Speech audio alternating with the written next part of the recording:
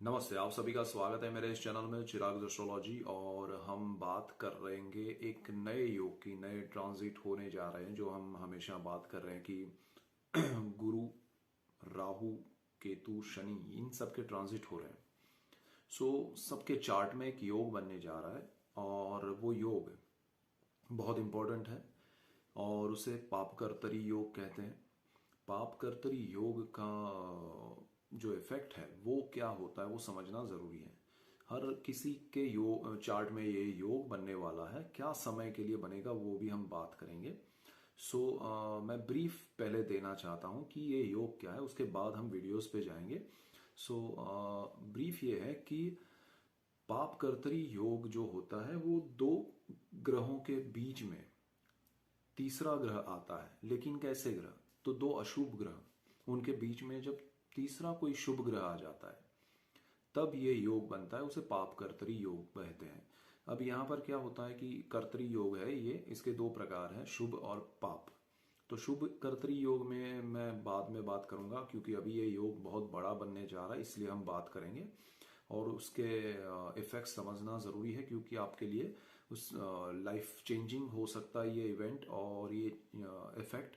और यहाँ पर ये पर्टिकुलर टाइम के लिए हो रहा है। मैंने अपने वीडियोस में भी आगे बताया है कि थ्रू आउट द ईयर जो 22 का आपको बताया उसमें भी, लेकिन इफेक्ट क्या रहेंगे, उसमें क्या प्रॉब्लम्स आ सकते हैं, क्या उसमें आपको ध्यान रखना चाहिए, वो हर राशि और लग्न के लिए देखेंगे। और मेन तो लग्न के हिसाब से ही आप जाइएगा।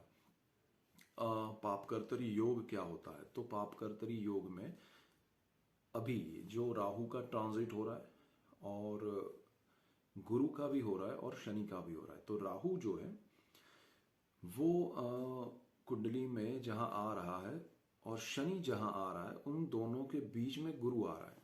यानी कि राहु मेष में, गुरु मीन में और शनि कुंभ में। अब आपकी कुंडली में जहां पर 11 नंबर लिखा है वहां पर शनि आएगा, जहां पर 12 नंबर लिखा है वहां पर गुरु, और जहां पर 1 नंबर लिखा है वहां पर राहु। तो दो पाप ग्रह है राहु और शनि, उनके बीच में ये गुरु का आना। और दूसरी इंपॉर्टेंट बात यह है कि ये गुरु जो है वो अपने ही घर में आ रहे हैं, यानी कि उनका घर भी राहु शनि कैप्चर कर रहे हैं और उनको भी कर रहे हैं। यानी कि मकान के मालिक जो हैं वो भी कैप्चर हो रहे हैं और उनका मकान भी। ये बहुत जरूरी है समझना। नॉर्मली पाप कर्तरी योग में अगर किसी और स्थान में गुरु बैठे हैं और ये होता है तब इफेक्ट अलग होते हैं, और यहाँ पर अपने ही घर में बैठे हैं और उनको भी दोनों ओर से राहु शनि ने पाप कर्तरी में जकड़ा है और उनके घर को भी।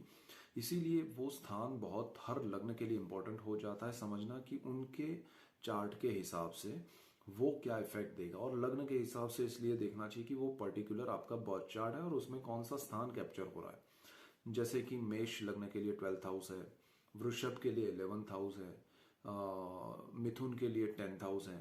तो वो हर ग्रह हर घर के हिसाब से आपके लिए इफेक्ट बदलेंगे और ये समझना जरूरी है क्योंकि ये कब हो रहा है। तो उसकी अगर हम बात करें तो ये देखिए, सबसे पहले राहु और गुरु के ट्रांजिट हो रहे हैं अप्रैल में, और 12-13 अप्रैल को ये दोनों ट्रांजिट कर रहे हैं, राहु केतु, और साथ में दूसरे दिन गुरु का भी। ये सब साइमल्टेनियस इन तीनों का हो रहा है।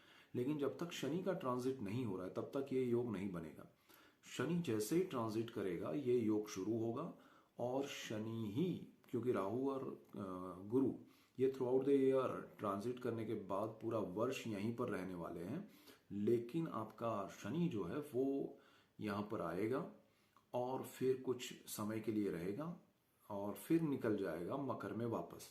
तो ये अच्छा हो रहा है कि वो वापस जा रहा है। अगर वो भी थ्रू आउट द ईयर रहता तो पूरी दुनिया में हर किसी के लिए बहुत बड़े डिफरेंट काइंड ऑफ संकट, तकलीफें आती, प्रॉब्लम्स हर किसी के लाइफ में होता है। लेकिन यहाँ पर पर्टिकुलर होता ही ये चीज होगी। थोड़ा ध्यान रखना जरूरी है, थोड़ा समझना जरूरी है। अच्छी बात यह है कि शनि यहाँ पर आ रहे हैं, पापकर्तरी योग बन रहा है, और फिर शनि जब ट्रांजिट करके जा रहे हैं वापस तब ये योग ब्रेक हो रहा है। जुपिटर को जो कैप्चर किया है वो ब्रेक हो रहा है, तो वो स्थान और वो गुरु दोनों उसमें से मुक्त होंगे, तो आपके लिए वो इफेक्ट फिर कम हो जाएगा या उसका समय खत्म हो जाएगा उस नेगेटिव योग का। शनि कब आते हैं और कब जा रहे हैं ये इंपॉर्टेंट है क्योंकि शनि आ रहा है 29 अप्रैल को कुंभ में, और फिर वो जा रहे हैं 12 जुलाई को। सो 12 जुलाई तक, 29 अप्रैल से 12 जुलाई तक ये योग रहेगा।